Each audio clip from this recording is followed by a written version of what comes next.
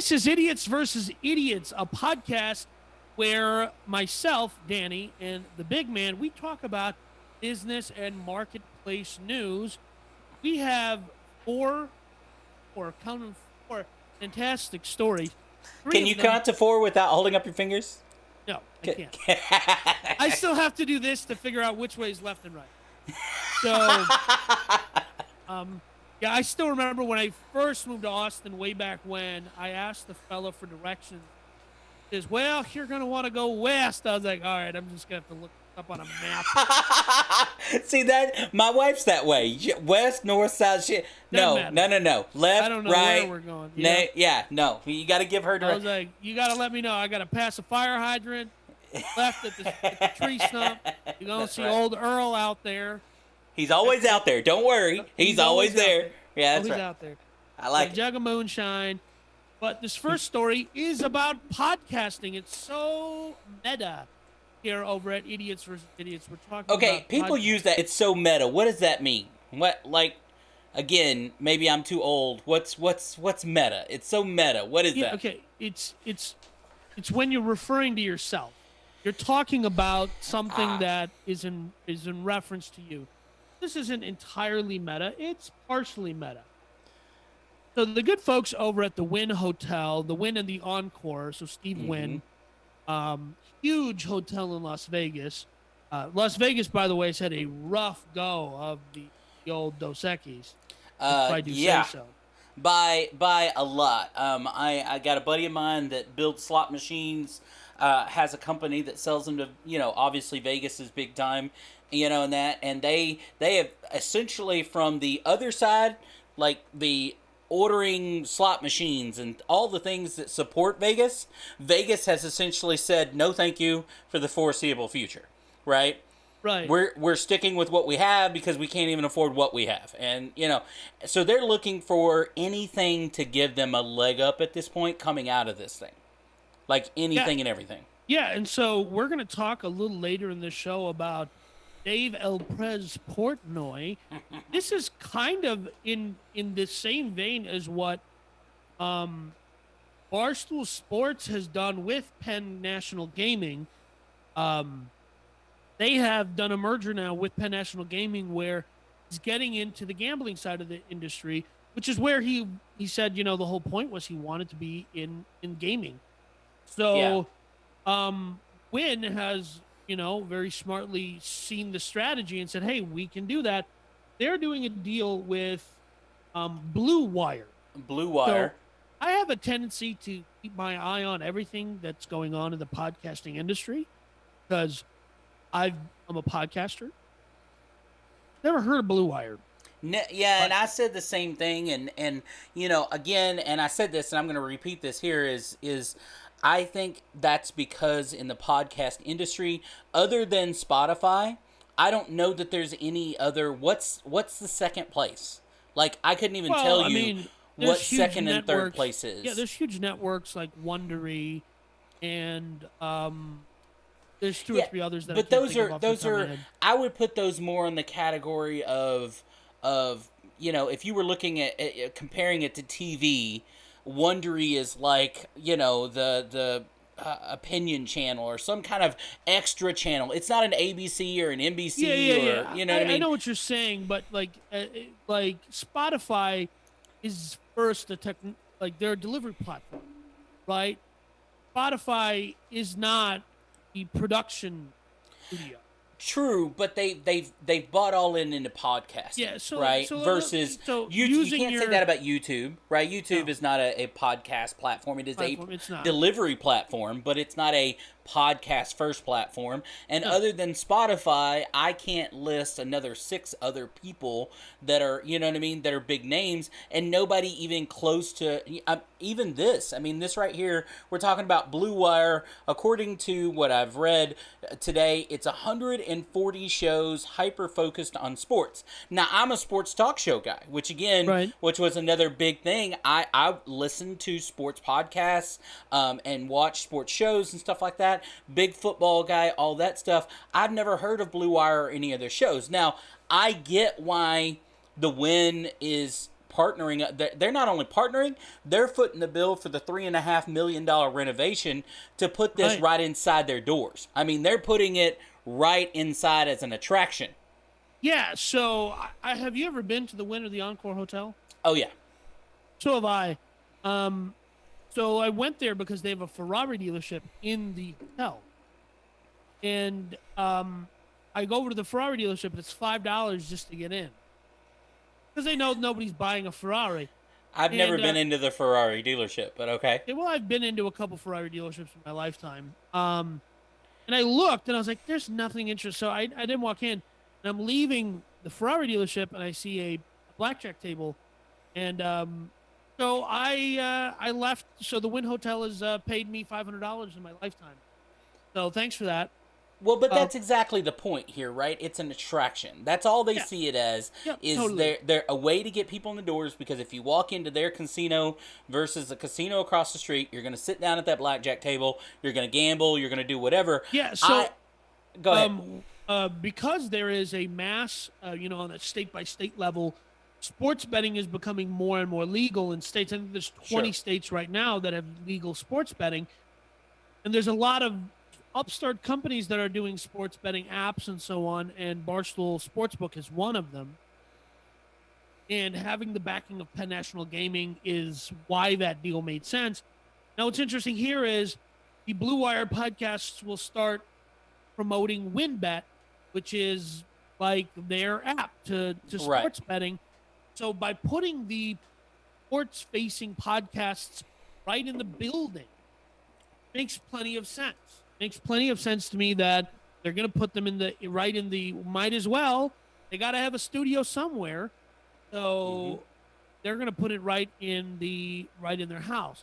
And to say before, you were talking about you don't know any other podcasting networks. Well, of course you don't. I am Danny, the big brain of this operation. There are so many. iHeart is a huge one because iHeart's no longer iHeartRadio or iHeartMedia now. Is it? Right? I didn't even know that. I didn't even hear that. I thought it was still iHeartRadio, which again, there's not a whole lot of the line between radio and podcasting is more about where it's recorded than how it's disseminated. I mean, there's no real. Yeah, so like there was The Ringer, which The Ringer ultimately did become part of. I think it went to Spotify or went to Amazon, one of the other two. Vox has a huge podcasting network. Obviously, I mentioned Wondery. Podcast One is huge. Adam Carolla's Podcast One. So, just saying. It hasn't settled out. And look, if I'm eyeballing this, I don't know that Wynn is making this decision based on, hey, we're getting into the podcasting trend. I think it's more about them from an entertainment standpoint. Like, they'll spend $3.5 million redoing a stage or whatever. To them, this is a way to get a promotion in-house about their sports book, like you said, right? WynnBET. That's all. And because they have a podcast that's being obviously recorded and I'm sure live streamed most of the time, right there in the Wynn, they'll create a channel out of it.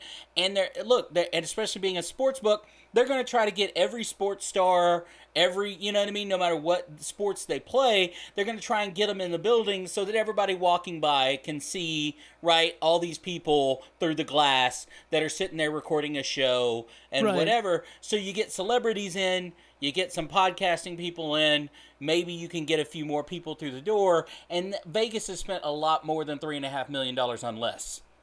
Right.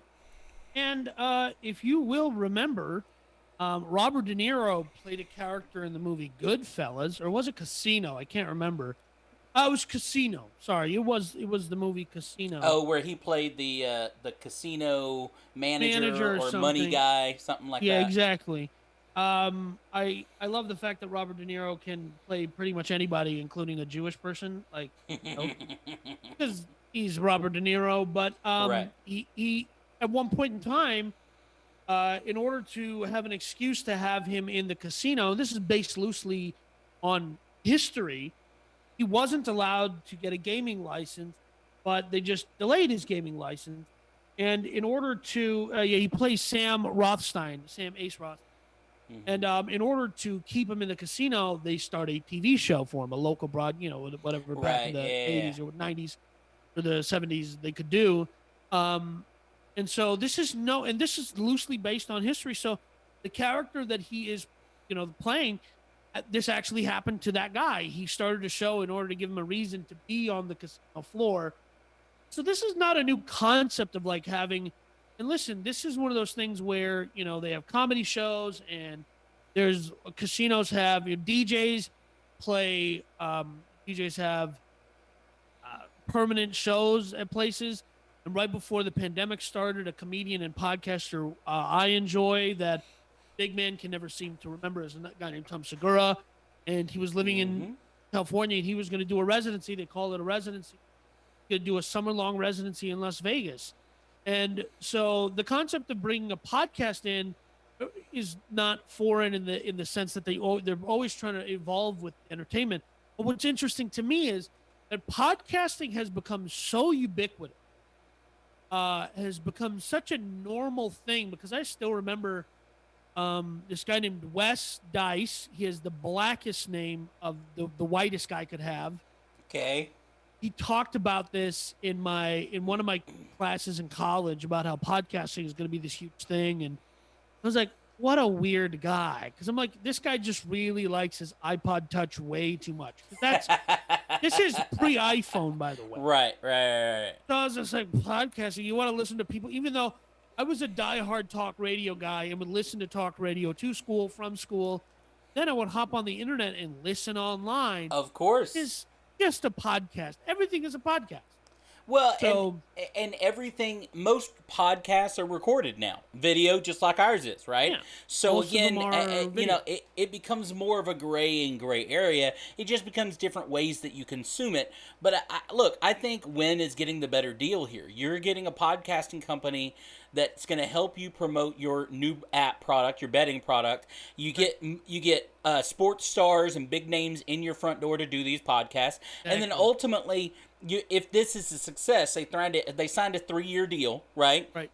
If this is a success, 3 years from now, you just open it about half the time slots up and start renting it out to podcasts that want to do a podcast from the Blue Wire Studios in the Wynn Casino when all the the COVID or the Dos Equis stuff is out of the way, right? And everybody can go back to using communal space and all of this kind of stuff. Who wouldn't want to pay a crap ton of money to record your podcast in Vegas, right? In the Blue Wire Wynn Casino Studios where LeBron James was last week, or whoever it may be.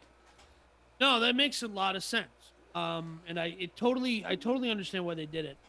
But yeah. So before we get into our next story, I want to talk about how here on Idiots versus Idiots, we are death peddlers. That is right. We are peddling the death of plastic pollution. Not only does Liquid Death murder your thirst, 10% of every can sold goes to end plastic pollution, and it is a superior water delivery system.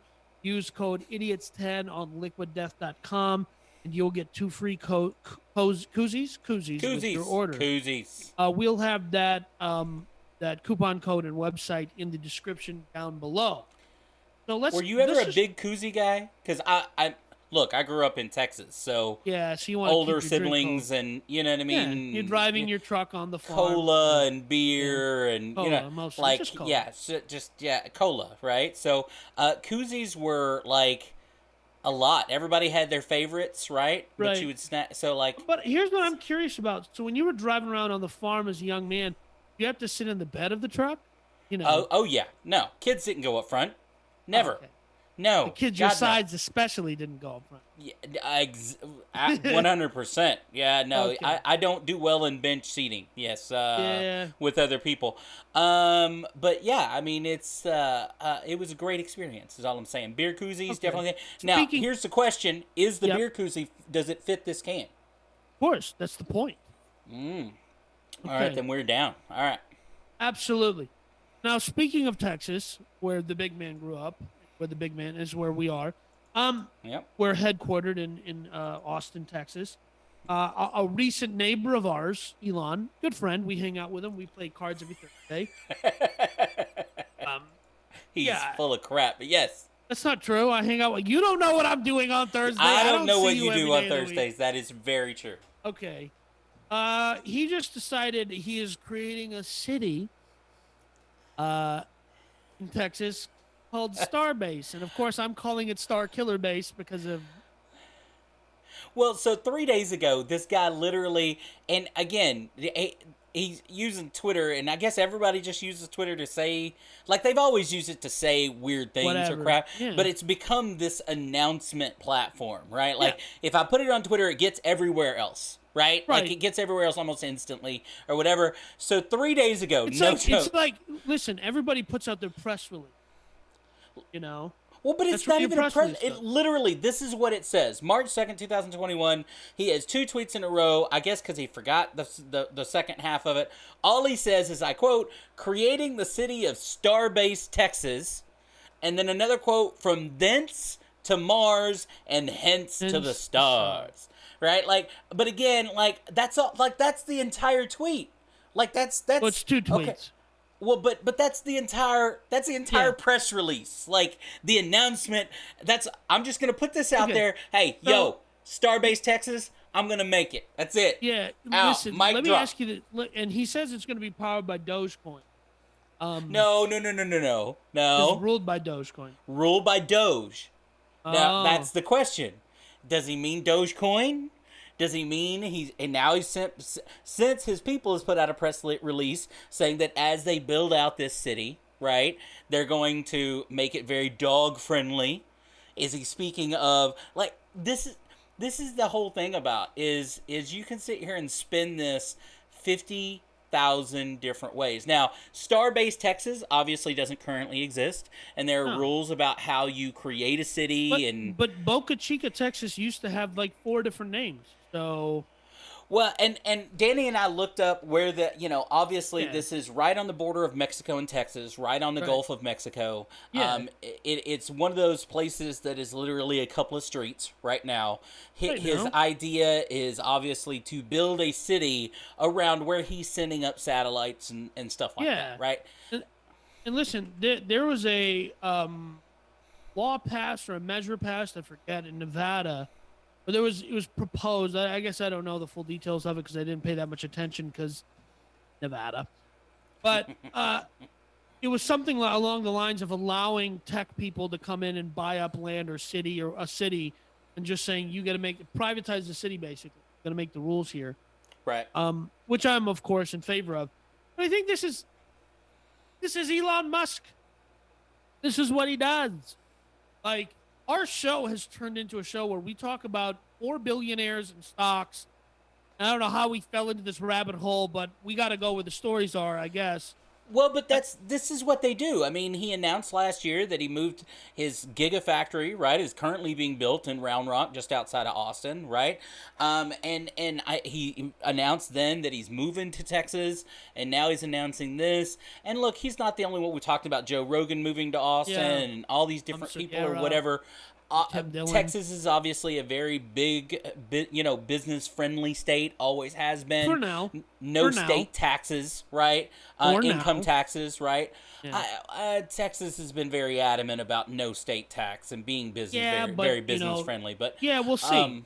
We'll see. Look, the point is, well, you're talking about a state that doesn't need that money either. So yeah, that's true. So anyway, I digress about that. The point, though, is you've got to talk about these kind of things because the whole point of a business and marketplace podcast is to talk about things that will shape and change the future of business and marketplace.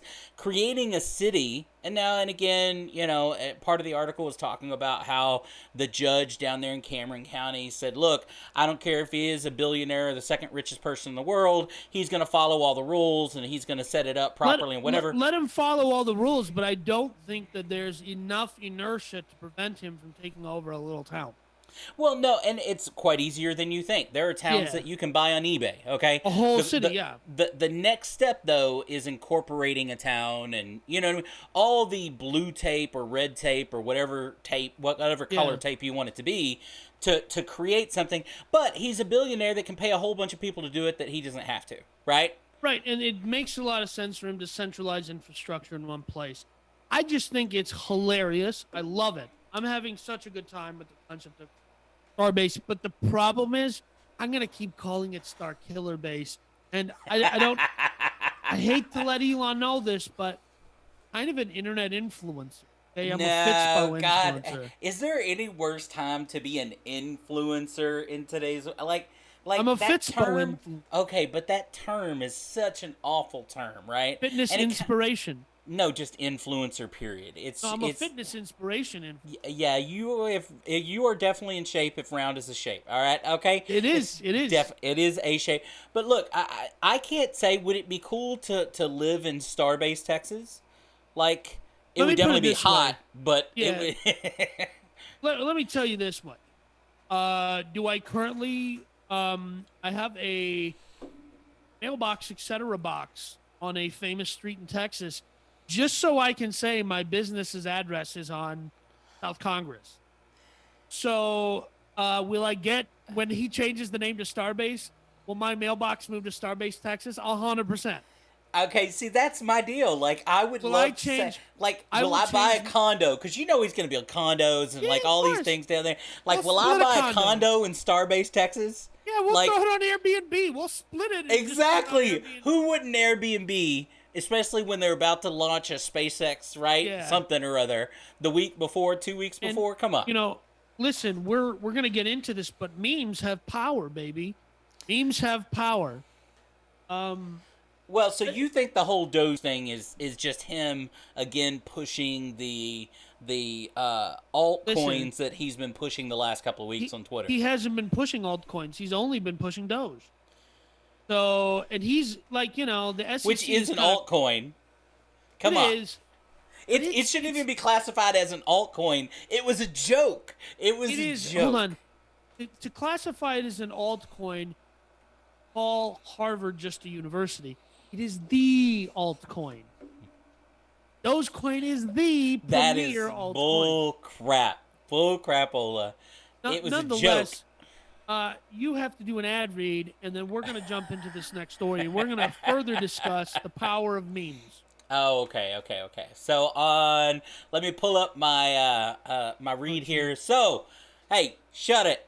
Anyway, Big Man Gear. That's me. Big Man Gear is the big man. That's me. Idea of a funny merch brand.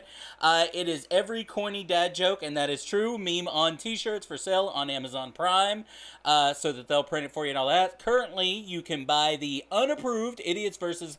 Idiots logo t-shirt that Danny absolutely hates, which is probably part of why I 100% love it to death.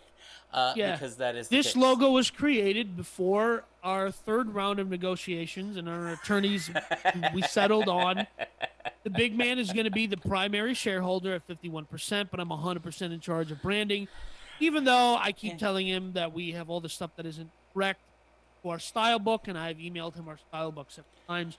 He refuses to conform some of our branding to the style book, even though we brought in attorneys, and at a hefty cost to the both of us, we ironed all of this out. I don't care. Well, the offices of Rothstein, and Berg will be in contact with you. This is Texas, baby. It's only enforceable in court. That's so true. So, keeping with the theme of the power of memes that rhymed, Van Eck is starting a new ETF. Has started. If you're watching this, it's already here. Okay? Yep. Didn't perform so well on its first day, but that's fine. So Dave Portnoy, El Prez of Barstool Sports is, I don't know what his formal role is, but he's certainly he's pumping it. Certainly talking about it, right? Yeah. And it's called the Buzz ETF, but from Van Eck. Now, here's what's interesting about it. His ticker symbol is BUZZ, Buzz. Right. That's his ticker symbol, yes. Well, since you wanted to jump in here and interrupt, because I was talking, why don't you explain, big man? What, you want me to explain exactly? Look, so this is, Danny said, in the, what somebody called it, is it the meme, not the meme economy, but the meme, what's the name of the as it's go, anyway, the point is meme investing. Essentially, the whole point of this is, at any given month, and it's supposed to transition month to month like most funds do, 75 stocks, according to what it's calling Next Gen AI, 75 stocks picked, at least 80% of the fund has to be based on, because how it's set up, 80% of the fund has to be spent money on these 75 most talked about stocks of that month based on Facebook, Reddit, Twitter, so all of these things. What it's going to do is the AI is going to scrape social media. Right. It's going to look. It's whatever stocks are buzzing, and it's going to buy them. Now, we have thought, historically, looked at memes as they're just this funny thing. But they have become this means of creating and exploring thought-provoking content, and people create memes that change lives. And hey, guess what? People are now going to make memes that make money. Well, it's piggybacking on, obviously, the GameStop, the AMC, right? That kind of stuff. I even sent you an article last week that was talking about how CCIV, the company that's merging with Lucid, right? You know what I mean? That became kind of a thing because it was being shorted. This is it's piggybacking on the sentiment of the retail investor, your normal, average, everyday Joe, against the man, right? Against Wall Street, against the big companies out there. And how do you do that? It's the same way they did it with GameStop. You finally had enough people behind you, right, to get behind it. And if you get a ETF, in this case, a fund that you can then leverage. Here's why I don't know that it will last, and here's why. And some of my research, but let me interrupt you there. Go ahead. Because who really cares what you think? This is not the first time Vanek Vectors. Yeah, well, you know, what can you do? Listen, I'm the one with the most hair. I'm the most handsome, most intelligent. I am carrying this podcast on my back, and I don't feel like I get enough gratitude. The guy that says that is definitely not the guy that does it. That's all I'm saying. The guy that has to point it out that he's the most intelligent. Well, no, I have to point it out because otherwise the listeners don't know. But Vanek Vectors has tried this once before, and if I remember correctly, it didn't function. But the point is, when you get a guy who has, in the last year, reinvented himself, in a manner of speaking, as a stocks guy. Because he wasn't a stocks guy. No, he was not. A sports gambling guy. Podcast guy, and podcast guys, we talked about in the first story today. He basically, pioneered the strategy that Blue Wire and Wynn Casino are doing. He pioneered that strategy of podcasting network together with gambling. And because of 2020 and the circumstances of 2020, pioneered this new path of being stocks guy. Well, which is, by the way, the same thing. Like all he did is take wait, let me also point this out before you blather on nonsense that no one understands or can comprehend. He's the key to making this function. There's something really interesting now about the hedge funds were once playing the other side, the shorting side, and smaller funds like Vanek Vectors go, hey, wait. If we have the public on our side, the retail investor, we have the retail investor on our side, we can be a market maker, right? And that's why I say, because again, and we can all sit here and talk about how jacked up the current system is and how it really is one-sided, right? To the Wall Street and everything. But they also have the power. Fun.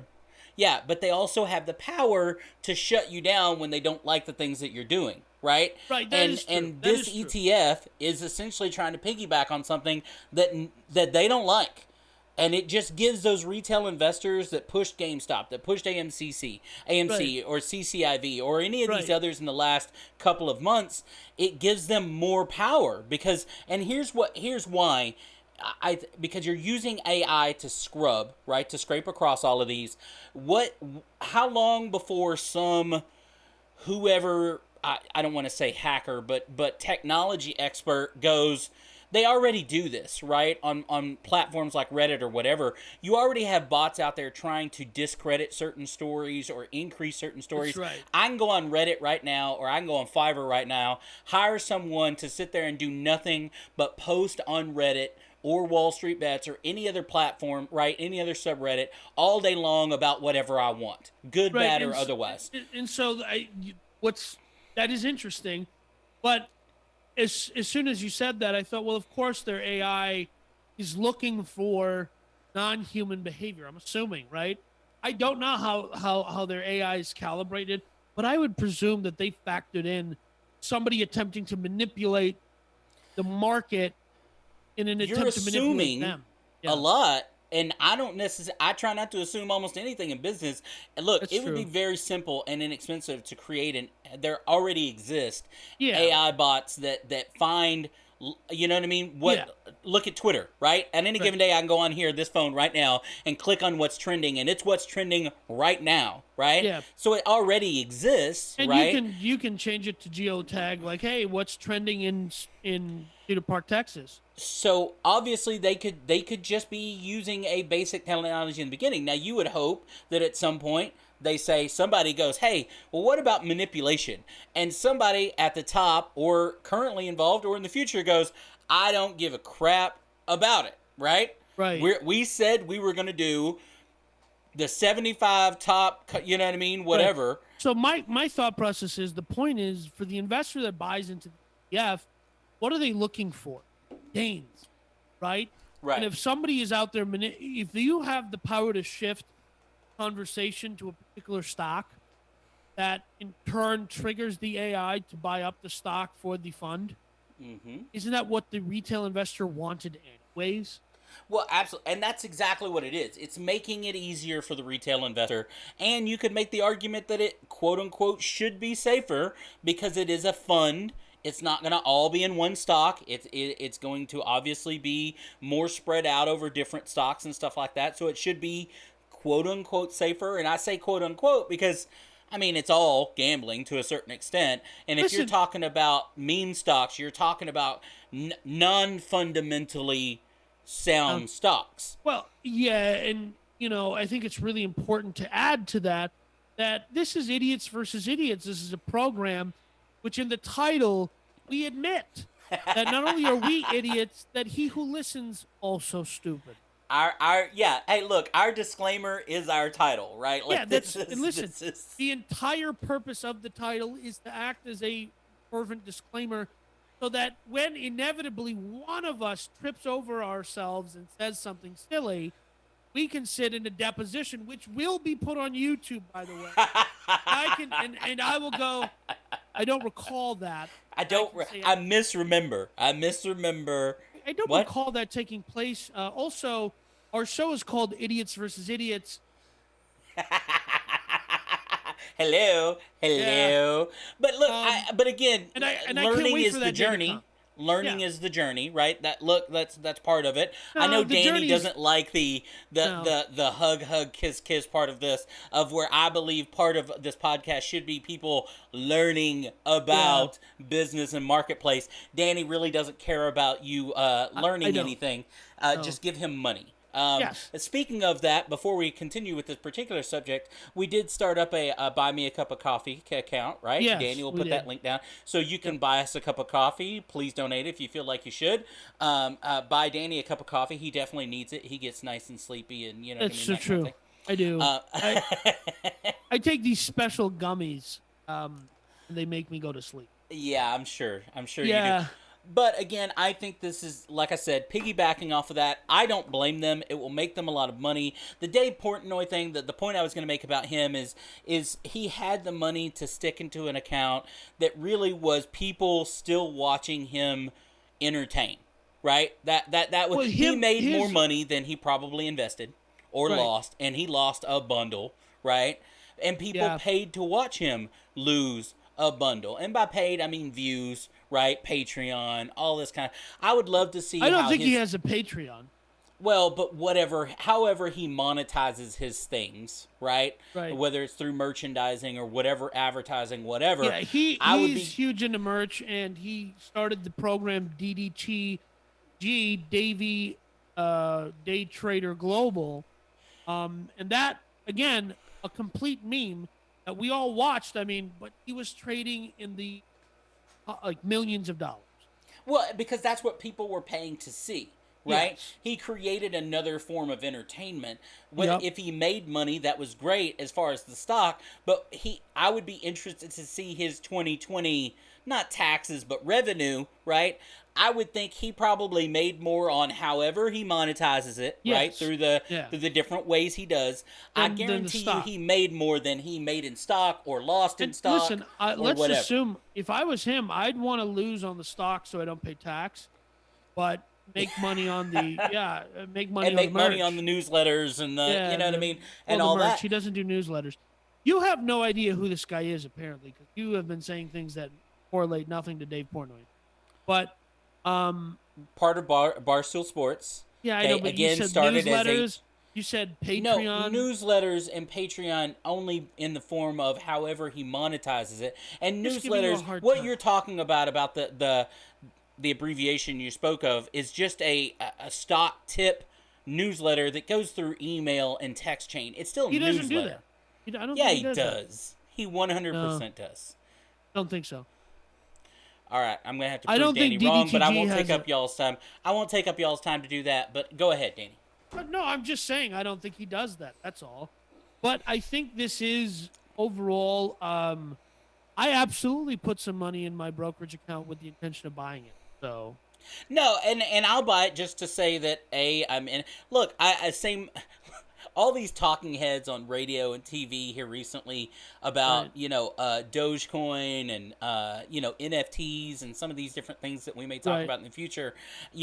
All these talking heads going, well, I bought Tim Dillon, right, on his, and when he was in Cleveland a couple of days, was talking about how he bought GameStop stock at like $300 a share, and then everybody bailed on him, and he lost like $1,800 or whatever. And it's like, and he's up here complaining. All of these people are sitting here using these things as talking points right now, right, of this kind of stuff. How long does it last? How long can people continue to make money off of it? Who knows? We're all idiots, but I think it is I think it's an interesting thing. So I will definitely be buying some of it just to say that I do, so that I can continue to talk about it. But as far as it existing long term or making any real money, you know what? I hope it does. I have no problem with your average Joe that's working their butt off all day, every day, making some money, making a good story for the grandkids. I bought 1 million shares of Buzz. You know what I mean? Back in the day. And that's how Grandma and Grandpa can live on this, beautiful ranch or whatever it is. I got no problem with that story. And I hope it happens for some people. So there is a DDTG newsletter, but I don't think it is Portnoy, based on what Portnoy is investing in. Same freaking thing. You pay to get it. You get it. He gets the money. He's not. Okay. Vindication, folks. He's not monetizing. He's not the one monetizing it. Other people are putting out a newsletter based on what he's investing. Just give me the win, Danny. Just give me the win. You can slice that pie however you want it. It's still pie, baby. Okay? Everybody's getting a piece. Well, I don't know if that's how it's going. But, talking of rocket ships, let's talk about Rise Lentless. It's my company that sells fun coffee mugs for entrepreneurs, side hustlers, business people, for anyone who dares to dream. I should have mine by next week. I had to buy one myself. Yeah. Danny does not like me enough to get me one, so I definitely had to pay full price and full shipping. I didn't even get a discount code. I got nada, folks. I got nada, so hopefully I get it next week. We'll see how it goes. See. I might just call my supplier up and tell him to cancel your order, but keep the money. Don't ship it out, but keep his money. Yeah, keep his money. In ruining everybody's relationship news, Orbital Assembly Corp hits its $1 million fundraising goal for a space hotel. A space hotel. I gotta say, when I read this article, I sent it over to Danny, and I thought, you know what, this is freaking awesome. I had already, and by the time the big man had sent it to me, 40 in our show notes, and I said, hey, This is already in our show notes. You think I'd bother reading that? I don't bother reading that. I don't prepare for shows. But the point is though, I have, important things to do. But they're talking about 2000. They're talking about 2027. That's right. That's only like 6 years from now. 6 years from now, a low orbit space hotel that, oh, by the way, will be offering. Hold on. Where was it? Offering low gravity gymnasium and private spacewalks. Yeah. Can you imagine your wife and or girlfriend or significant other being like, so like Tanya's husband took them to space, and you keep taking me to Cancun, and I feel like you don't love me enough because, like, Tanya's husband, they went to space and they stayed at the orbital. They stayed at the orbital. I don't even know where that is, but I've never been there. Oh, I'm just saying, like, can you imagine? Because I'm already seeing the, whatever young lady I'm seeing at the time being like, it's where they call that you took me to Cancun, but if we could go to space, that'd be cooler. Well, so, like, obviously nowhere in this article does it even estimate what it would cost to stay at said space hotel. It does, however, say that they are presuming that you must have a net worth of nearly $50 million to be able to afford it. Listen, I'm only $49,998,000 away from being able to afford this. But, I mean, if they're saying you have to have a net worth of $50 million, yeah, it's got to be millions of dollars. Like, they've got to be thinking, all right, it's going to have, according to this article, it's going to have 400 people at a time. Yeah. Right? I would assume that's probably an estimated 200 suites, 220 suites, you know what I mean? Something like that. Probably at different price ranges, right, or whatever. But, okay, let's just play the what-if game, right? And it says it's the quote-unquote world's first large-scale space construction company is how they're billing themselves. Because obviously if this worked, they would just build another and build another and build another and build another. So, but let's play the what-if game, right? You're worth $150, $200 million. Would you be okay paying... What would you be willing to pay, maybe is the better question, to stay at the space? I'm not going to be the first month. I'm not going to the space hotel the first week, the first month. But let's say it's a year in, people are safe, they're coming back and forth. What do you pay? Let me put it to you this way. It depends how old I am.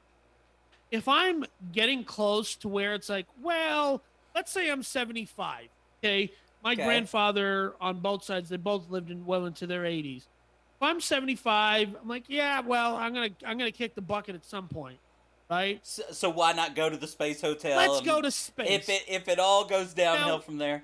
If I'm 60 and like I'm thinking, shoot, man, I still like want to do some dangerous stuff. I'm not trying to go to space. Like this is when it's the final frontier for a reason. This is the last trip I'm going on. Because if it doesn't work out, they can just send some dust back from the moon and say these are his ashes. And they have my family spreads them in Corpus Christi as per my living will. But I'm not doing this till I'm good and old, okay? So not even if it's up there for a while, a couple of years, whatever, you still... See, I would go. I would definitely go. I mean, but I'm just saying, they have extra wide seats for us to get on the rocket ship. Well, if you're worth, a couple of $100 million, they'd probably get you a pretty comfy seat. Okay. You know what I mean? I'm just saying. Think about that. You got to go up. You got to go up to get to it, and you got to come back down.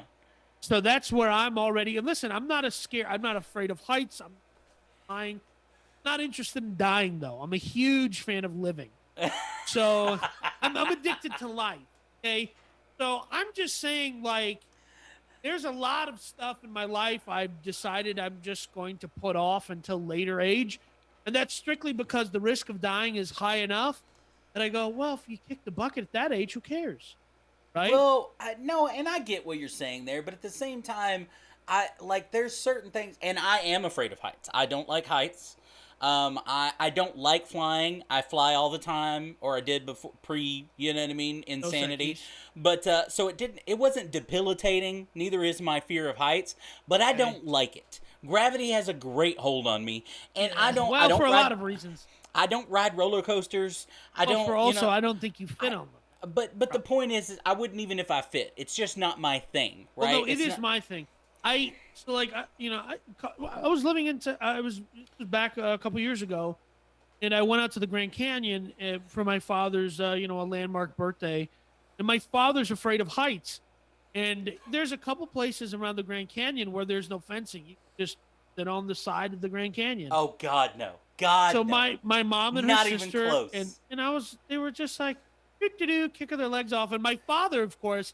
He's just talking about it makes my legs weak. No joke. So I took a picture really close to the edge, and I'm got my arms out like this, and he's like, "That's too far. That's too far. Come back. It's too far." And I'm just like, "It's fine." Me and your dad would get along. Yeah, I don't think so, but he was a good. I was a good 5 feet away from the edge of the canyon, and like it's too far.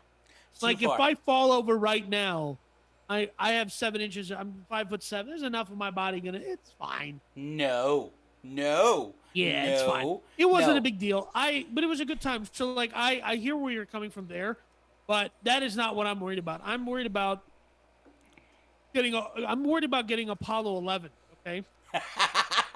Well, but at that point, you got to think. I mean, come on.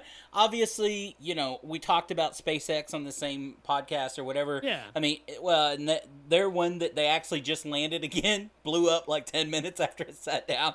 Well, so, I don't know if that's a win. Yeah. I mean, it was a win for 10 minutes, but, you know. Here's where I'm coming from. Like I said, I don't care if they've had this thing perfected for dozens of years. When I started flying on airplanes, it had been perfected for like 30 years. Yeah, right? decades. 40 years. Yeah. So that's kind of the timeline I'm thinking. Right? Before I'm like, yeah, let's go to space. Would you take your, and this is assuming you would have any, but would you take your kids or grandkids if you were going? Like, would it, even though you were like, all right, I'm 75, I'm 80, I'm whatever, would you take the kids and grandkids? They want to go. No? You can't. No, you can't. They can make their own. My kids can make their own. Adults, assuming if I had adult children, they can make their own. Right, and they have a different risk tolerance than I do. Uh-huh. But they might. But I'm no. If I have children old enough that I got to pay for them, they're not coming to. Oh well, that's children of any age, brother. There is no stopping point for that. Anyway, but no, look, I think this easily falls into one of those. It's a really cool story. I also find out that it's not the only company trying this. There's another one called Axiom Space. Yeah, I know, but here's the thing. Though, big man. Don't we know that it's not going to be there? It's not happening. Well, of course not. We were supposed to have flying cars by now. We don't have those either. And all I got was 280 characters. Yeah, so I mean, so do I think that there's going to be a hotel floating, in 2027?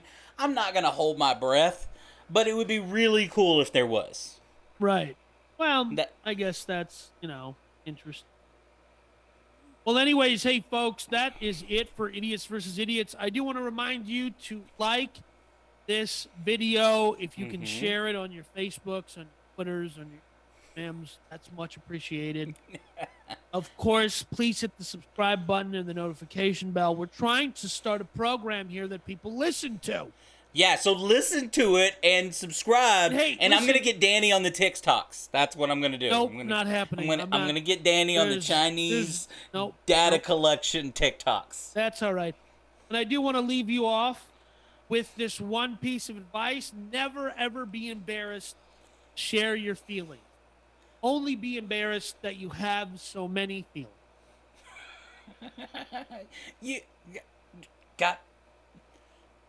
You're an idiot. You're an idiot. You are too. You too. Right back at you, Slick. God. We'll see you next time, folks. Well.